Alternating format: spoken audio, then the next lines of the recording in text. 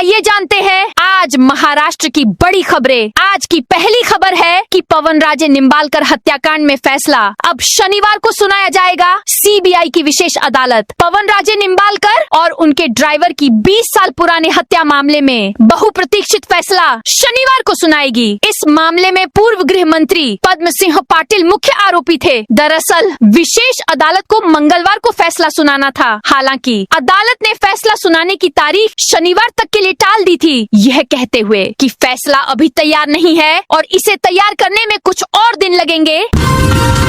राज्य सरकार की स्वतंत्र कंपनी ग्रामीण क्षेत्रों में इंटरनेट सेवाएं उपलब्ध कराएगी। सरकार ने राज्य के प्रत्येक गांव के ग्राम पंचायत स्तर तक ऑप्टिकल फाइबर के माध्यम से उच्च गति, कुशल और गुणवत्तापूर्ण ब्रॉडबैंड सेवाएं प्रदान करने के लिए Mahanet digital infrastructure limited (MDIL) नामक एक विशेष प्रयोजन वाहन की स्थापना को मंजूरी दे दी है।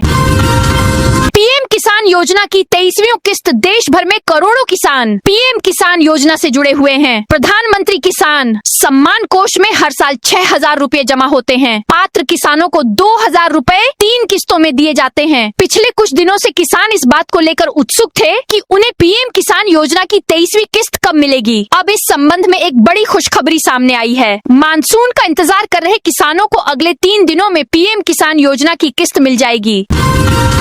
महाराष्ट्र में बारिश की चेतावनी। राज्य में मानसून अभी तक सक्रिय नहीं हुआ है, जिसके चलते राज्य के लोगों को भीषण गर्मी का सामना करना पड़ रहा है। किसान भी मानसून की प्रगति पर नजर रखे हुए हैं। राज्य के अधिकांश हिस्सों में फिलहाल गर्म और उमस भरा मौसम है। कुछ इलाकों में गरज के साथ बारिश भी हो रही है। साथ ही कुछ क्षेत्रों में लू जैसी स्थिति दर्ज की जा रही है। वहीं आज राज्य के कुछ हिस्सों में गरज के साथ बारिश की संभावना है और मौसम विभाग ने येलो अलर्ट जारी किया है।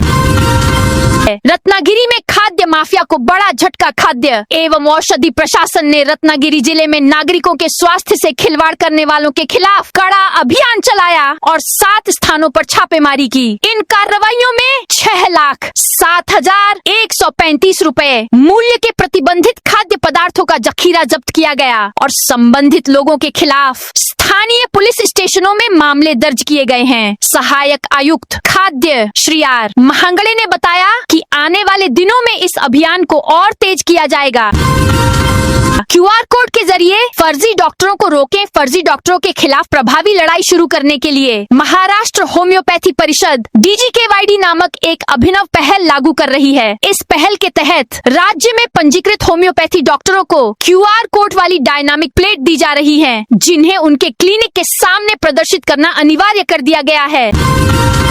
अवैध फेरी वालों के खिलाफ शिकायतें व्हाट्सएप चैटबॉट पर दर्ज की जा सकती हैं। मुंबई नगर निगम ने मुंबई में अवैध रूप से सड़क किनारे सामान बेचने वालों के खिलाफ शिकायतें दर्ज कराने के लिए व्हाट्सएप चैटबॉट सुविधा शुरू की है। इसके तहत नागरिक पर अनधिकृत विक्रेताओं के खिलाफ शिकायत दर्ज करा सकेंगे। पुणे में निजी अस्पतालों को लेकर नगर निगम ने बड़ा फैसला लिया। राज्य सरकार और नगर निगम शहर के निजी अस्पतालों को कई तरह की रियायतें देते हैं। हालांकि इसके बदले में निजी अस्पताल मरीजों का इलाज कम दरों पर नहीं करते। नगर निगम की योजनाओं के तहत आने वाले मरीजों को इलाज से वंचित रखा जाता है। बिना जमा राशि जमा किए मरीजों का इलाज नहीं किया जाता। राशन वितरण केंद्रों का विस्तार से में राशन कार्ड धारकों और उनके लाभार्थियों की संख्या बढ़ने लगी है। इसलिए आपूर्ति विभाग ने राशन वितरण केंद्रों का विस्तार करने का निर्णय लिया है। आपूर्ति विभाग ने तालुका में 26 नए राशन वितरण केंद्र स्थापित करने के लिए जिला प्रशासन को एक प्रस्ताव प्रस्तुत किया है। शिक्षा विभाग का शिक्षा कर्मचारियों के वेतन संरक्षण और पेंशन को लेकर लिया गया बड़ा फैसला। राज्य सरकार ने सरकारी और निजी सहायता प्राप्त विद्यालयों में शिक्षण कार्य में शामिल हुए पूर्व सरकारी कर्मचारियों के वेतन और पेंशन के संबंध में एक महत्वपूर्ण स्पष्टीकरण जारी किया है। शिक्षा विभाग ने वेतन संरक्षण और पेंशन संबंधी 18 फरवरी 2026 के सरकारी निर्णय के प्रकाशित होने के बावजूद इसके कार्यान्वयन न होने पर कड़ी नाराजगी व्यक्त की है और संबंधित सरकारी निर्णय के अनुसार तत्काल कार्यान्वयन के लिए स्पष्ट निर्देश भी दिए हैं। इससे कई पात्र उम्मीदवारों को वेतन संरक्षण और पेंशन लाभ प्राप्त करने का अवसर मिलेगा। ठाकरे समूह में बड़ा राजनीतिक भूकंप आएगा। राज्य की राजनीति में बड़ा भूचाल आने की संभावना है। शिवसेना उद्धव बाला साहेब ठाकरे गुट के 6 सांसद अलग गुट बनाने की तैयारी कर रहे हैं। इसी बीच एक और सनसनीखेज जानकारी सामने आई है। पता चला है कि शिवसेना शिंदे गुट मुंबई नगर निगम में ठाकरे गुट के पार्षदों को कमजोर करने की कोशिश कर रही है। शिंदे गुट के पार्षद किरण लांडगे द्वारा दी गई जानकारी के अनुसार ठाकरे गुट के 20 से अधिक पार्षद उनके संपर्क में हैं। इन घटनाक्रमों के कारण ठाकरे गुट में बड़ा राजनीतिक भूचाल आने की संभावना है। सांसद संजय जाधव की सुरक्षा बढ़ा दी गई है। परभनी के सांसद संजय जाधव को Y+ सुरक्षा प्रदान की गई है। सांसद संजय जाधव की बगावत के बाद गृह विभाग ने उनकी सुरक्षा को लेकर फैसला लिया है। परभनी के अतिरिक्त पुलिस अधिकारी तन्हाजी चिखले ने यह जानकारी दी। शिंदे की शिवसेना अगले 3 दिनों में विभाजित सांसदों के विलय की घोषणा करेगी। ठाकरे की पार्टी के 6 सांसद दल बदल कर बैठक में अनुपस्थित हैं। सूत्रों के अनुसार शिंदे की शिवसेना अगले 3 दिनों में इसकी घोषणा करेगी। जानकारी मिली है कि शिंदे की शिवसेना 6 दल बदल कर रहे सांसदों के विलय के संबंध में घोषणा करेगी। सुरक्षा के लिए इन 6 सांसदों के घरों के बाहर पुलिस बल तैनात किया गया है।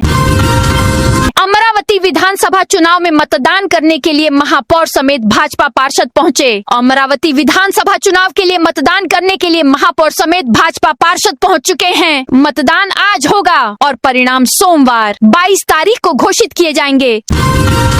सफेद पट्टी के खिलाफ विरोध प्रदर्शन कर रहे प्रसाद वेद पाठक ने मदद की अपील करते हुए कहा, शायद यह मेरा आखिरी वीडियो हो। मुंबई के घाटकोपर स्थित एक सोसाइटी परिसर में एक जैन भिक्षु और एक साध्वी को सफेद पट्टी बांध दी गई थी। मशहूर यूट्यूबर प्रसाद वेद पाठक ने इस मामले पर अपनी आवाज उठाई थी। अब उसी प्रसाद वेद पाठक ने एक चौंकाने वाला वीडियो साझा किया है और मदद की गुहार लगाई है। उन्होंने भावुक अपील करते हुए कहा है कि शायद यह मेरा आखिरी वीडियो हो। श्रम मंत्री ने निर्देश दिया, नए श्रम कानूनों के कार्यान्वयन के लिए प्रशिक्षित मानव संसाधन तैयार करें। केंद्र सरकार ने सभी पुराने श्रम कानूनों को निरस्त कर देश के सभी श्रमिकों के लिए 4 संहिताएं तैयार की हैं। सभी राज्यों को इन 4 संहिताओं को लागू करने का आदेश दिया गया है। श्रम विभाग ने कई वर्षों पुराने 8 सरकारी कानूनों में संशोधन करके उन्हें 4 संहिताओं में शामिल करने का प्रस्ताव तैयार किया है। श्रम मंत्री एडवोकेट आकाश फणकर ने निर्देश दिया है कि उद्यमियों और श्रमिकों को केंद्र सरकार की 4 श्रम संहिताओं के बारे में उचित जानकारी देने के लिए श्रम विभाग के कुछ अधिकारियों को प्रशिक्षण दिया जाए। आंदोलनों से संबंधित 44 मामलों को वापस लेने का निर्णय लिया। कैबिनेट उप समिति ने राज्य में धार्मिक, राजनीतिक और सामाजिक विरोध प्रदर्शनों के दौरान दर्ज किए गए 44 मामलों को वापस लेने का फैसला किया है और सरकार को इसकी सिफारिश की है। यह जानकारी संस्कृति मामलों के मंत्री और इस उप समिति के अध्यक्ष आंद्रे आशीष शेलार ने दी। कोंकण में ऑलिव रिडले कछुआ संरक्षण अभियान को अपार सफलता मिली। कोंकण में ऑलिव रिडले कछुआ संरक्षण अभियान को इस वर्ष बड़ी सफलता मिली है। इस मौसम में अब तक 1,08,596 कछुओं के बच्चों का संरक्षण किया गया है और उन्हें सुरक्षित रूप से समुद्र में छोड़ा गया है। यह कछुआ संरक्षण अभियान कोंकण के रायगढ़, रत्नागिरी और सिंधुदुर्ग जिलों में वन विभाग के कंदल वन प्रकोष्ठ और स्थानीय कछुआ मित्र संगठनों की सहायता से चलाया गया। आजगांव में ड्रोन द्वारा खनन सर्वेक्षण किया गया। आजगांव दशक्रोशी में प्रस्तावित खनन परियोजना के प्रति ग्रामीणों के कड़े विरोध और ग्राम सभा के सार्वजनिक प्रस्ताव के बावजूद सोमवार शाम को एक चौंकाने वाली घटना सामने आई, जब एक खनन कंपनी ड्रोन कैमरे का उपयोग करके गुपचुप तरीके से भूमि सर्वेक्षण कर रही थी। इस घटना से आजगांव वेटोबा मंदिर क्षेत्र में भारी तनाव फैल गया, क्योंकि सैकड़ों नाराज ग्रामीणों ने ड्रोन ऑपरेटरों को पकड़ लिया और उनसे पूछताछ की।